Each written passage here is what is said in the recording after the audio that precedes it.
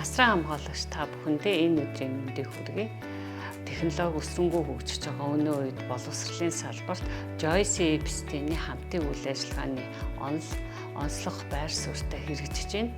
Учир нь хүүхэд сургууль асран хамгаалагч гурийн маань хамтын үйл ажиллагааны үр дүнд сурагчдын сурлагын амжилт болон боловсролын чанарт эерэг өөрчлөлтүүд гарсаар байгаамаа. Хүүхдтэйгээ хамт гэр бүлдээ бид нар юу хийх вэ? Юунд сургах вэ? Яаж хүмүүжүүлэх вэ гэсэн асуудал болохоор эцэг эхчүүдийн хувьд түгээмэл тавигддаг асуудал болоод байна. Хүүхэд маань олон зүйлийг хийж гүйцэтгэж сурахаас гадна тэдэнд мэдрэмжээ таних, илэрхийлэх, харьцах, шийдвэр гаргах ийм чадварт суралцах хэрэгцээтэй байгаад байна. Гэтэл хүүхэд маань энэ давтаж байгаа үйл ажиллагаануудынхаа үр дүнд чадвар суралцах явцдаа алдаа гаргаад.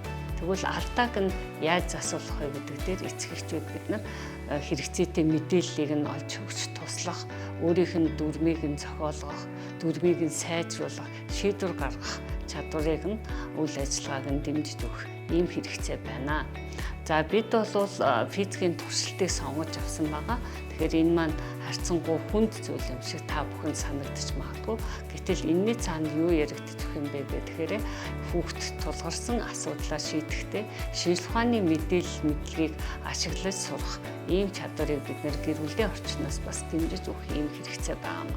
За тэгэхээр мэдээлэл хүүхдтэй албан ёсны сайтаас авах, номноос авах тэгээ бодох явцад нь цаг гаргаж хүлээх бусдаар үйл ажиллагаагаа хийж явах явцад нь хүлээх ярьж байхад нь сонсох зэргээр тусч дэмжээрэй. Асран хамгаалагч бидний зүгээс ямар хүүхдэд хүмүүжүүлэх хэв шинжүүд байдаг вэ гэхээр ардчилсан, хит эрхлүүлсэн, дур зоргоор төрөм хийсэн, холимог гэсэн ийм 5 хэв шинж байдаг.